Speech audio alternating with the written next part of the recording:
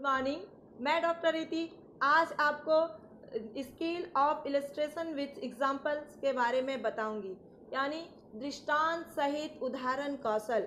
ये एक बहुत ही इंटरेस्टिंग स्किल है। इसको अगर आप जानेंगे तो आपको समझ में आएगा कि ये कितना उपयोगी है एक टीचर के लिए, जो कक्ष में अपने स्टूडेंट को, जो क्लासरूम में अपने स्टूडेंट को प्रभावित करना चाहते हैं, उसको सही ढंग से पढ़ाना चाहते हैं, अच्छा फीडबैक पाना चाहते हैं, यानी शिक्षण अधिगम प्रक्रिया के लिए ये बहुत ही उपयोगी स्किल है। इस स्किल के बिना कोई भी स्किल आपका जो है वो सक्सेसफुल नहीं होगा। जब भी आप क्लास लेने जाते हैं तो आपकी ये एक इच्छा होती है कि आपका क्लास बहुत ही प्रभावपूर्ण हो और बच्चे उससे कुछ सीख पाएँ। तो आज आप इस स्किल को ध्यान से पढ़ेंगे, ध्यान से जानने की कोशिश करेंगे। एक्चुअल में ये एक स्किल ऐसा स्किल है जिसमें आप अपने टॉपिक को पढ़ाते समय, अपने सब टॉपिक को पढ़ाते समय कोई एग्जाम्पल्स पुट करते हैं, उदाहरण पेश करते हैं, बच्चे को उसका दृष्टांत प्रस्तुत करते हैं। बच्चे को उसको समझाने के लिए आप जितना हो सके अपने ढंग से, बच्चे के स्तर से, सरल तरीके से आप जो है स्किल को पेश करते हैं।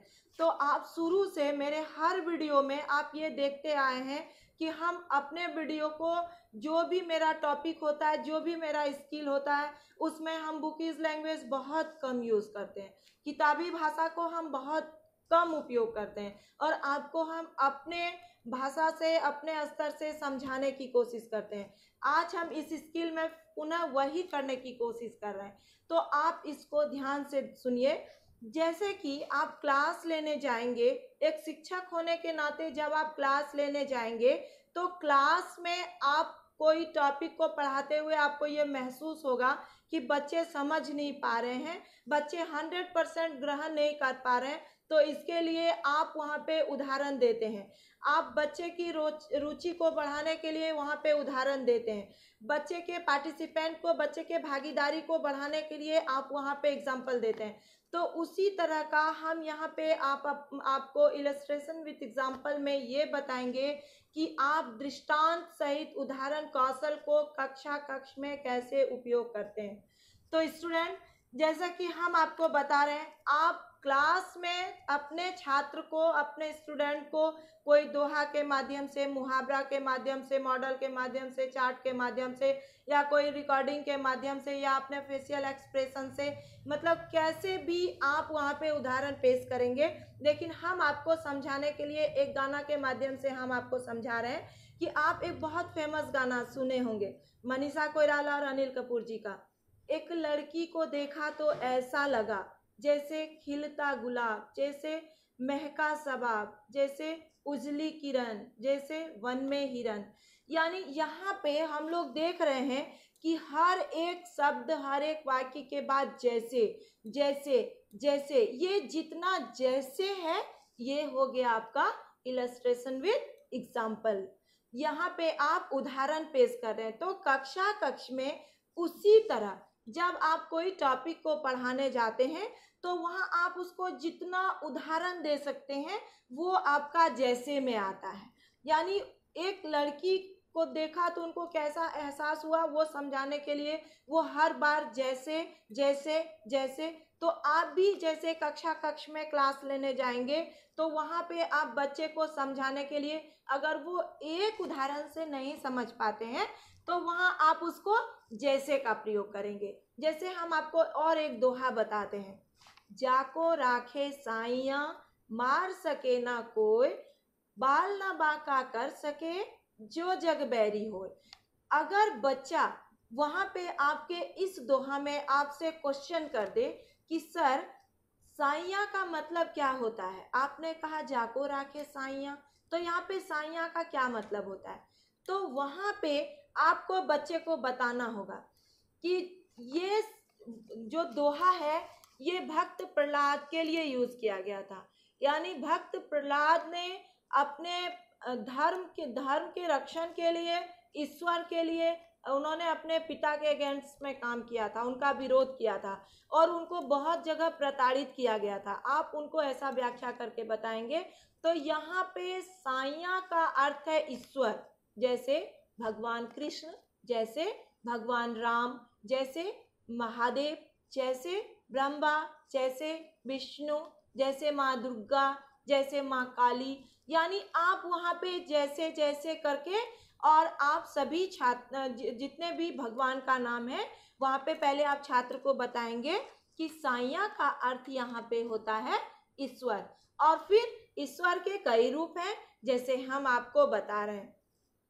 तो यहाँ पे हम आपको 2 एग्जाम्पल बताए।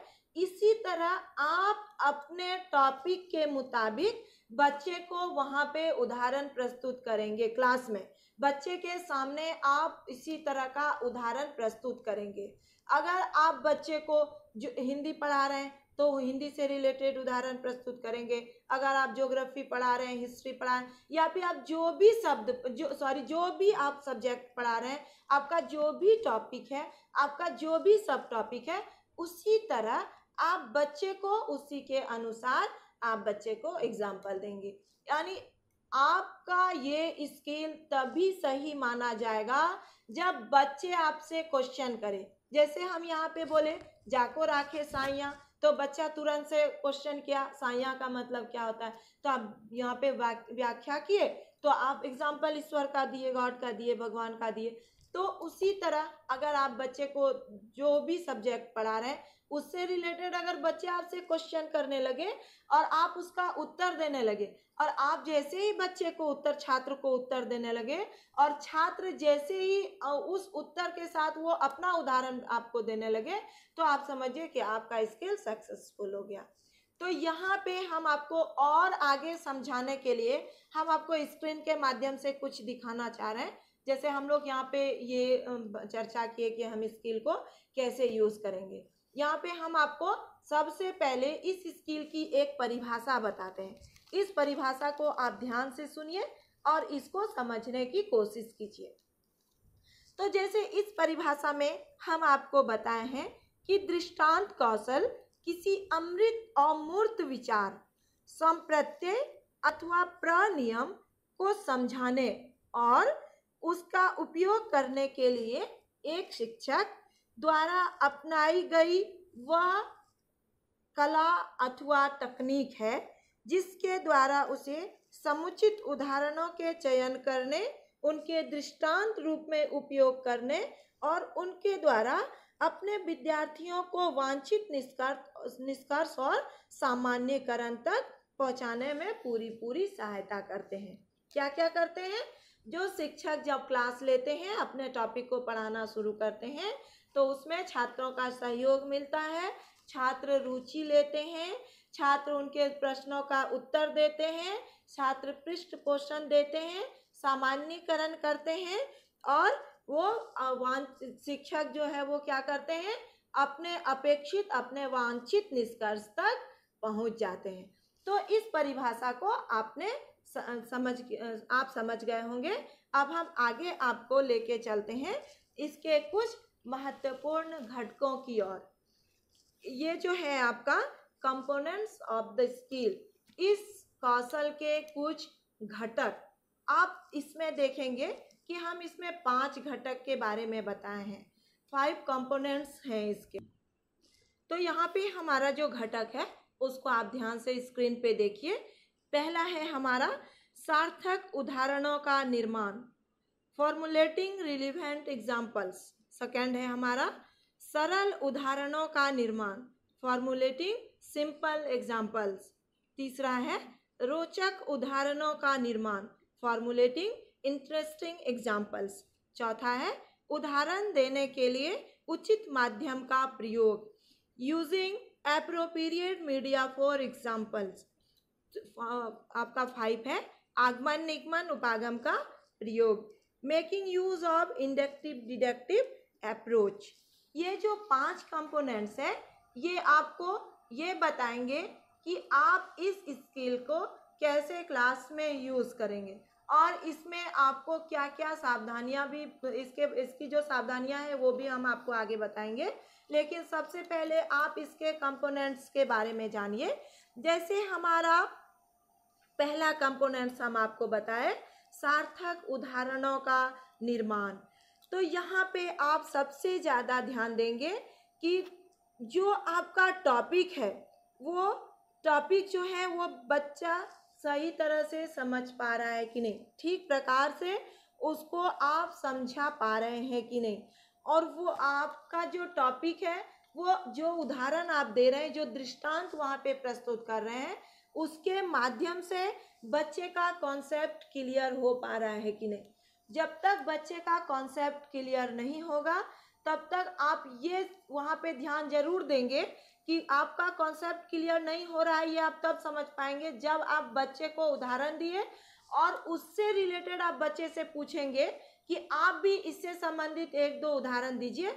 तो अगर आपका बच्चा उदाहरण दे देता है तो आप ये समझ लीजिए कि आपका स्किल सक्सेस है, यानी आप जो बता रहे हैं बच्चा समझ रहा है। अगर आपका उदाहरण वहाँ पे नहीं आया तो आप ये समझ लीजिए कि बच्चा आपके उदाहरण को नहीं समझ पाए। सेकंड है हमारा सरल उदाहरणों का निर्माण।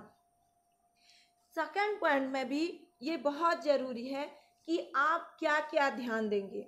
जो हम आपका सरल उदाहरणों का निर्माण जो है वो क्या क्या आपको उसमें ध्यान देने योग्य बात है।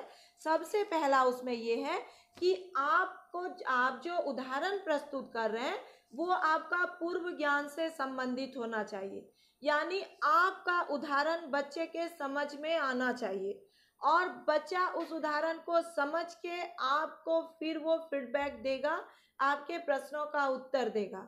दूसरा है कि आप विद्यार्थी को कितना उदाहरण दे रहे हैं और वो कितना उस उदाहरण को समझ पा रहे हैं, और वो उस उदाहरण से संबंधित और बहुत सारे उदाहरणों को जोड़ के वो आपको बता पा रहे हैं कि नहीं।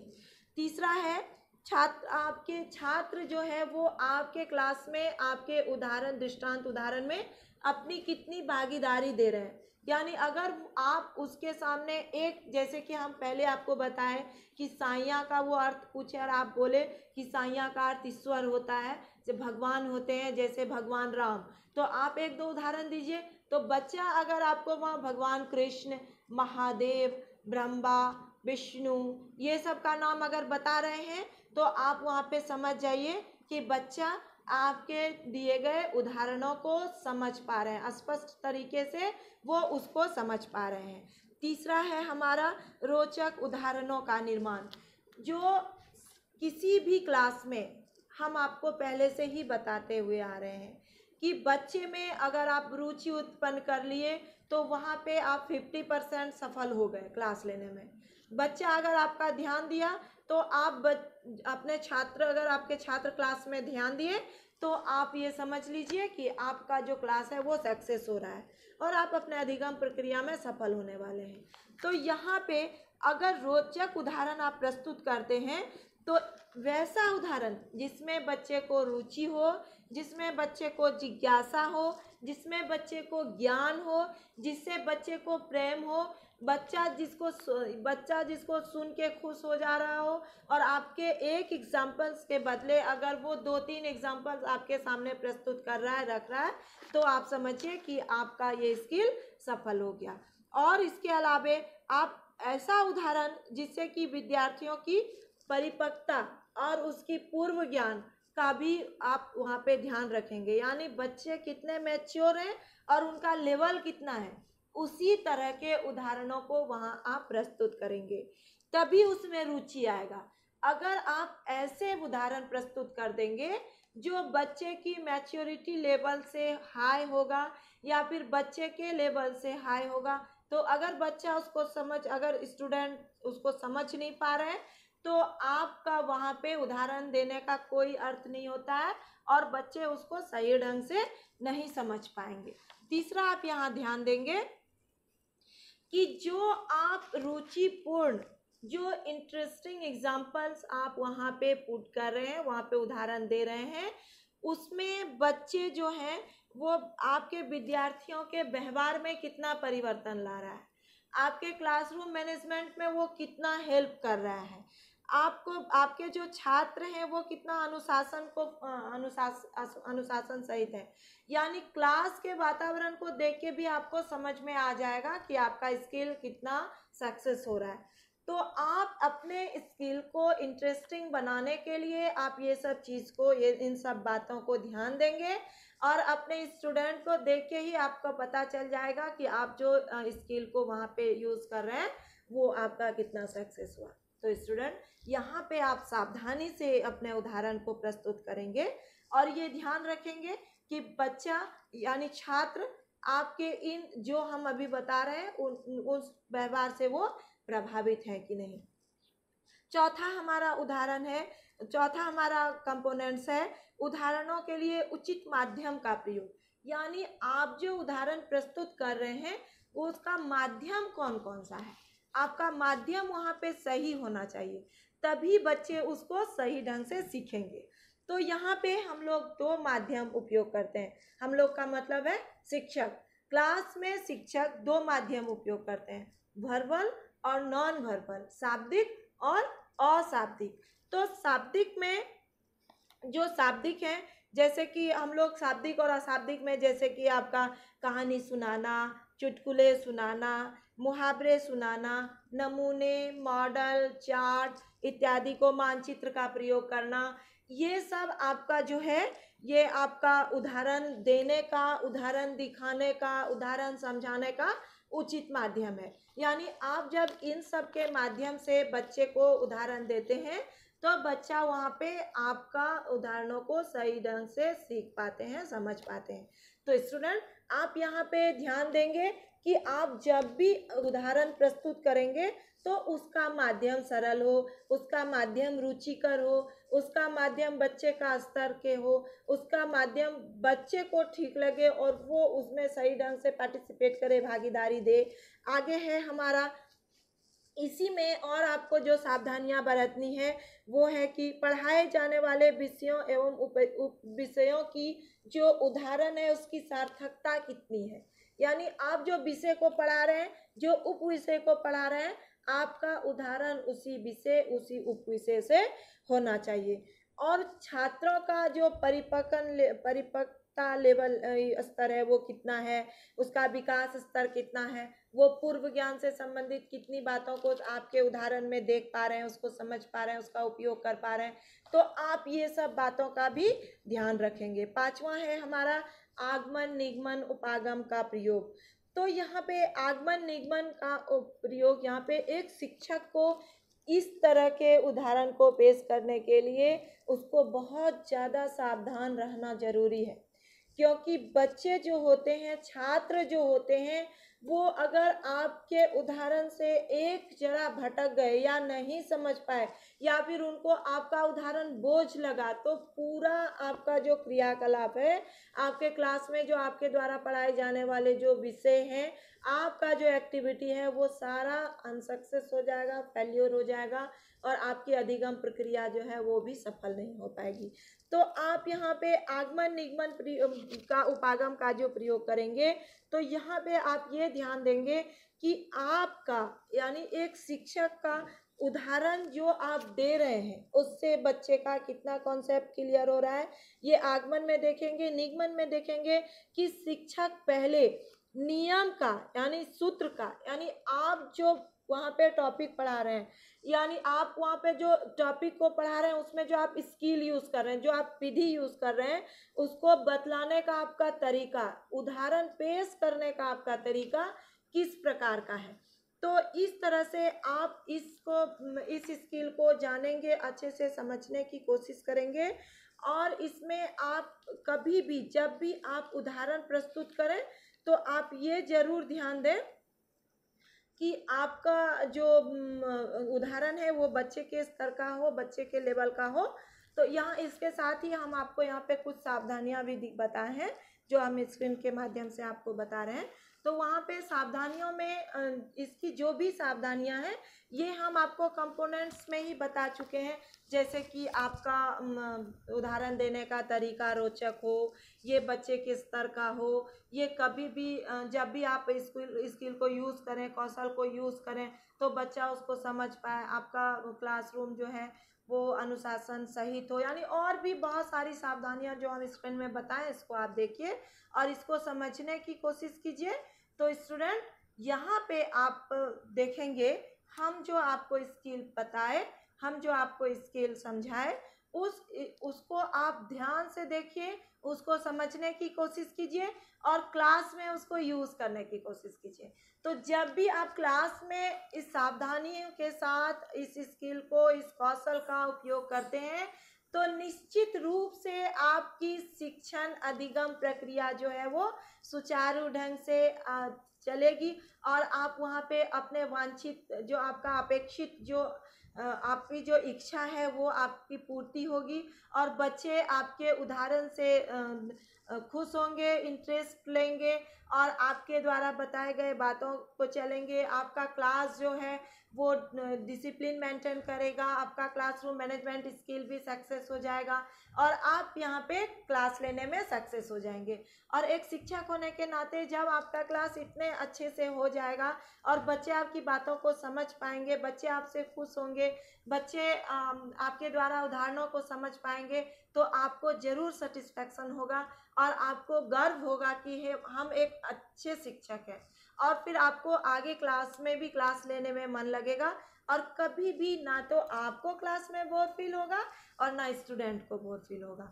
तो ये सब चीज़ आपके जो आप जो कोर्स कर रहे हैं बीएड का, तो ये सब चीज़, ये सब बातें जानने की आवश्यकता बहुत ज़रूरी है एक शिक्षक के लिए। क्योंकि जब शिक्षक को अपने स्किल्स, अपने कौशल, अपने टेक्निक, अपने मेथड्स की जानकारी होगी, तो वो बच्चे से बोर नहीं होंगे और वो बच्चे की बातों को सुनेंगे और अपनी बातों को अच्छे से समझाएंगे। तो आगे आपको अगर इस वीडियो में कोई कंफ्यूजन है या कोई डाउट्स है या फिर आप कोई क्वेश्चन करना चाहते हैं, तो कमेंट्स बॉक्स में आप अपनी बातों को रखें। हम आपको आपकी समस्या का, आपका जो प्रॉब्लम है उसको हम फिर अगले वीडियो में उसका समाधान करेंगे। धन्यवाद।